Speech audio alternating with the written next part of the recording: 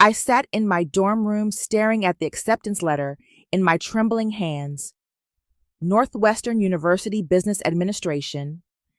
After years of hard work, I had finally made it. The crisp letterhead seemed to glow under my desk lamp, and for a moment everything felt perfect. But I had no idea that this achievement, this dream come true, would become the reason my own family would demand I throw away my future. I never imagined that my success would be seen as a betrayal, or that my parents would go to unthinkable lengths to sabotage everything I had worked for. Before I continue with my story, I would love to know where you are watching from. Please hit that like button and subscribe to support me. Now, let me tell you about the biggest shock of my life. Growing up in suburban Chicago, my twin sister Madison and I lived in a world where everything was measured, compared, and ranked. Our father, Richard, worked as a corporate lawyer downtown, while our mother, Patricia, served as head nurse at the local hospital. You would think having successful parents meant equal support for both daughters, but you would be wrong. From the moment we could walk, Madison was the golden child. She had the brighter smile, the louder laugh, and according to our parents, the brighter future. I remember being 7 years old, watching Madison get enrolled in piano lessons, while I was told we could not afford music lessons for both of us. When I asked if I could learn guitar, instead something cheaper, my father simply said that Madison showed more natural talent, and it would be a better investment. This became the pattern of our childhood. Madison got ballet classes, I got library books, Madison got a new dress for school pictures, I got hand-me-downs from our cousin. When Madison brought home a B+ in science, our parents celebrated with ice cream. When I brought home straight A's, they nodded and said that was expected. The message was clear without ever being spoken directly. Madison was destined for greatness, and I needed to be realistic about my limitations. High school made these differences even more pronounced. Madison became homecoming queen cheerleader captain and maintained a 3.8 GPA while being the most popular girl in our class. She dated the quarterback, went to every party, and our parents beamed with pride at her social success. They hung her homecoming photos prominently in the living room and bragged to neighbors about her popularity. Meanwhile, I threw myself into academics and activities that actually mattered to me. I maintained a 4.2 GPA, became president of the debate club, and spent my weekends volunteering at the local soup kitchen. But these achievements were met with lukewarm responses.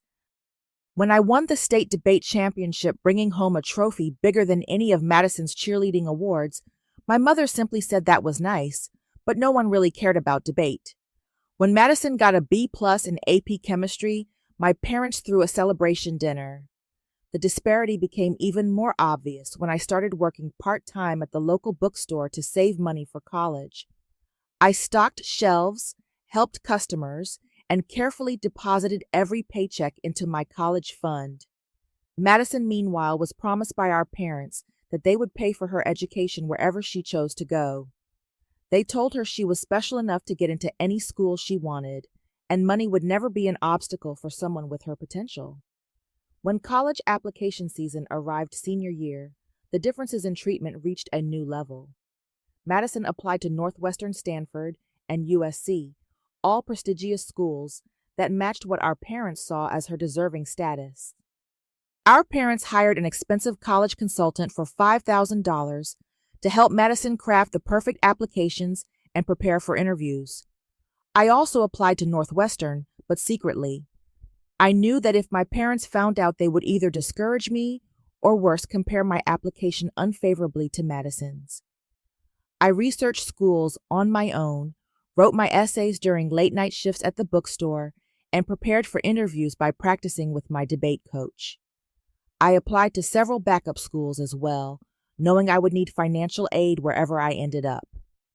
Madison was confident she would get accepted everywhere. Our parents had spent years telling her she was special, destined for success, and that any school would be lucky to have her. She talked constantly about which elite university she would choose, as if acceptance was guaranteed. I remained quietly hopeful, knowing my grades and extracurricular activities were strong, but trying not to get my hopes too high. As winter turned to spring, the tension in our house grew thicker. Madison had not received any early admission offers, which surprised our parents but did not dim their confidence. They assured her that the regular decision round would bring good news and that sometimes the best candidates were saved for later consideration. March 15th arrived like any other day, but it would change everything. Decision day. I woke up at 6 in the morning, my stomach churning with nervous energy. I'd been checking my email obsessively for weeks, and today was the day Northwestern would release their decisions. I crept to my laptop and opened my email with shaking fingers. There, it was the subject line I had been dreaming about: Northwestern University admission decision. My heart pounded so hard, I thought it might wake up the entire house. I clicked open the email and saw the word that changed my life. Congratulations. I had to read it 3 times before it sank in. Northwestern University was welcoming me into their incoming freshman class for business administration. They praised my academic excellence, my leadership in debate, and my commitment to community service. The acceptance letter was everything I had dreamed of and more. I wanted to scream with joy to call my friends to celebrate this incredible moment. But then I remembered Madison.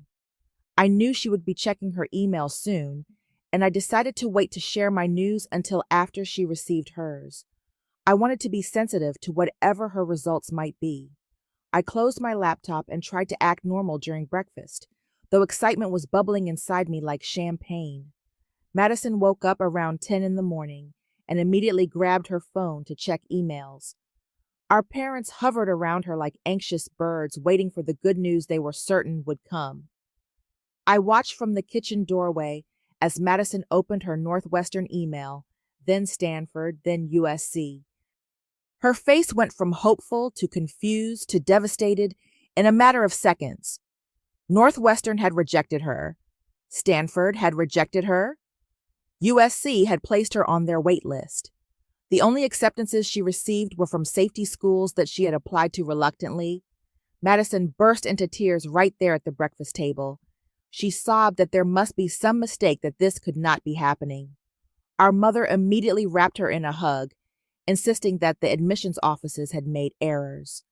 Our father was already reaching for his phone, declaring that he would call Northwestern immediately to straighten out this obvious mistake. The living room filled with the sound of Madison's crying and our parents' outraged voices. They could not understand how their perfect daughter, their golden child, had been rejected by schools they considered beneath her. I stood there feeling torn between my own joy and genuine sadness for my sister. Despite everything, I did not want to see Madison hurt. After 20 minutes of chaos, I decided it was time to share my news. I took a deep breath and quietly announced that I had been accepted to Northwestern. The room fell completely silent. Madison stopped crying and stared at me with an expression I had never seen before. Our parents looked like I had just told them aliens had landed in our backyard. Madison was the first to speak, her voice rising to a shriek. She accused me of cheating, somehow saying it was impossible that I could get in where she had failed. Our parents did not congratulate me or express any pride. Instead, they bombarded me with suspicious questions. Were we sure this was not a mistake? Had I lied on my application? Maybe the admissions office had mixed up our names since we were twins. My mother looked at me with genuine confusion and said this was not fair because Madison had worked so much harder than I had. My father announced that Northwestern had clearly made an error and he would call them tomorrow to sort it out. I felt my excitement deflate like a punctured balloon. Instead of celebration, I was met with suspicion and disbelief. Madison stormed out of the room, slamming her bedroom door so hard that pictures rattled on the walls. I was left standing there with my acceptance letter, feeling more alone than I had ever felt in my life. The days following decision day were unlike anything I had experienced. Instead of planning for my future or celebrating my achievement, I found myself defending it. My parents turned into detectives, researching Northwestern's admissions process and looking for explanations that made sense to them. When they discovered my volunteer work at the soup kitchen, my debate championship, and my strong academic record, they were not proud. They were angry that I had not told them about these activities. They accused me of being secretive and manipulative, as if my achievements were somehow deceptive because they had not been paying attention. Madison refused to speak to me directly. At school, she spread rumors that I had cheated on my applications or that our parents had connections at Northwestern, that they used to help me instead of her. Her friends, who had never paid much attention to me before, now looked at me with cold suspicion in the hallways. My parents began planting seeds of doubt about my college plans. They suggested that maybe I should not go to Northwestern after all. They said it would be devastating for Madison to watch her sister succeed where she had failed. They talked about family harmony being more important than individual success, and how my decision to attend Northwestern would create permanent damage to our family relationships. 2 weeks after the acceptance letters arrived, my parents called a formal family meeting. We sat around our dining room table like it was a courtroom, with Madison on one side and me on the other. My parents presented what they called a solution to our family's crisis. They wanted me to decline my acceptance to Northwestern. They explained that Madison was more fragile and needed our support during this difficult time. They suggested I could attend community college for a year and then transfer somewhere else later. They framed my college choice as selfish, saying I was putting my individual desires above family unity and Madison's emotional well-being. My father had researched deferral options and presented them like he was negotiating a business deal. He suggested I could defer for a year while Madison reapplied to Northwestern and other schools. My mother emphasized Madison's mental health, saying that watching me succeed where she had failed would cause lasting psychological damage. Madison sat there through this entire conversation without objecting to their proposal. In fact, she looked smugly satisfied, as if justice was finally being served. When I asked if she really wanted me to give up my dreams for her, she just shrugged and said it would only be fair. I was shocked beyond words. My own parents were seriously asking me to sacrifice my future to protect Madison's feelings. When I refused and said I had earned my spot at Northwestern through hard work, they became more aggressive. The reasonable tone disappeared, replaced by threats and ultimatums. Over the following weeks, my parents began withholding their support in calculated ways.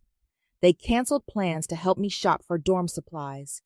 They refused to provide family tax information that I needed for financial aid applications. They stopped giving me rides to my job at the bookstore, forcing me to walk 3 miles each way or miss shifts. Madison launched her own campaign with our extended family. She called our grandparents and told them I was tearing our family apart with my selfishness. She posted cryptic messages on social media about family betrayal and how some people cared more about personal success than love. Soon, cousins and family friends were calling to ask why I was being so stubborn and inconsiderate. The pressure intensified when my parents threatened to cut off all financial support. They told me that if I insisted on going to Northwestern, I would be completely on my own. They would not help with anything, not even small expenses or emergency money. They painted this as a natural consequence of my choice to prioritize myself over family. But the most shocking discovery came in late April, when I realized my parents had been opening my mail. They had intercepted financial aid documents, housing information, and correspondence from Northwestern. I found some of these papers hidden in my father's desk drawer when I was looking for stamps. Even worse, my father had been calling Northwestern's admissions office, repeatedly claiming that someone had fraudulently applied using his daughter's name. He told them there might be identity theft involved and that he needed to verify whether I had actually applied to their school. I only discovered this when an admissions counselor called me directly to verify my identity and ask about the strange calls they had been receiving from someone claiming to be my parent. The counselor was professional, but clearly confused about why a parent would try to dispute their child's legitimate acceptance. That evening, I confronted my parents at the dinner table. I told them I knew about the intercepted mail and the phone calls to Northwestern. My father did not deny it. Instead, he said he was protecting our family from my selfishness, and that desperate times called for desperate measures. My mother insisted that I was destroying Madison's future for my own ego, and that she would not stand by and watch one daughter devastate the other. Madison finally spoke up during this confrontation, telling me to just give up because I did not deserve the acceptance anyway. It was in that moment that I realized my family would never support my success. They would always see my achievements as threats to Madison rather than accomplishments to celebrate. I understood that I had to choose between my family's approval and my own future, and I knew what I had to do. The next morning, I took control of the situation. I contacted Northwestern's admissions office directly and explained the family situation professionally. I provided additional proof of my identity and academic records, and I requested that all future communications go through my personal email address only. The admissions counselor was understanding and assured me that my acceptance was secure. I also met with my high school counselor, Mrs. Thompson, who had watched this drama unfold from a distance. She was appalled when I explained how my parents had been trying to sabotage my college plans.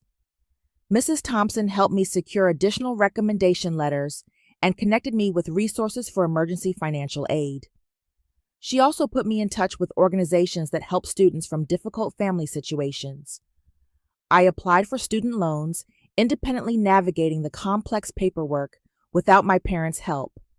It was overwhelming, but I was determined to find a way to pay for my education without depending on people who wanted to see me fail.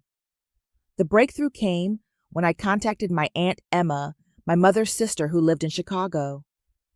Aunt Emma had always felt that my mother favored Madison unfairly, though she had never said anything directly. When I explained what was happening, she was outraged. She immediately offered to let me stay with her temporarily and help me understand my options for becoming financially independent.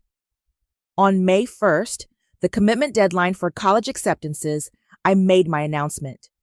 I told my family that I had confirmed my enrollment at Northwestern and would be starting in the fall. My parents exploded with fury, threatening to disown me completely. Madison screamed that I had ruined everything and that she hated me. But this time, I was ready with my response. I gave them a speech that I had been preparing for weeks.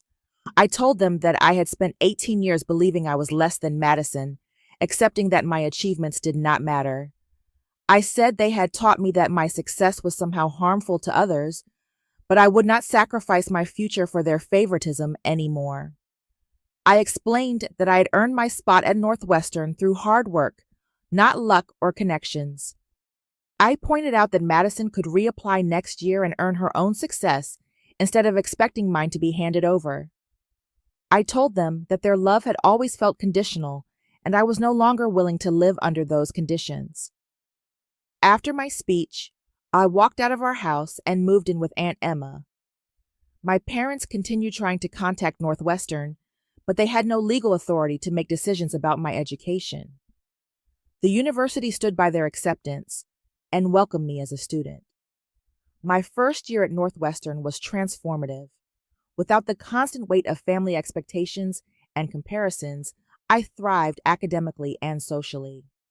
I earned excellent grades, joined several student organizations, and secured a competitive internship at a consulting firm for my sophomore year. I built strong friendships with people who appreciated my drive and ambition rather than resenting it. Madison eventually enrolled at the state university where she had been accepted.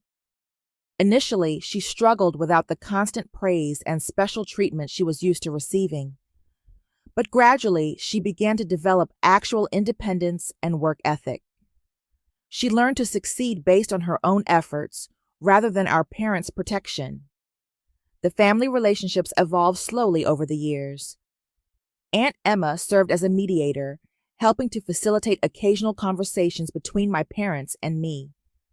My parents eventually realized they had made a mistake, though they struggled to admit it openly. Madison matured enough by her junior year to apologize for her behavior and acknowledge that she had been wrong to expect me to sacrifice my opportunities for her. My relationship with my parents remained strained but civil.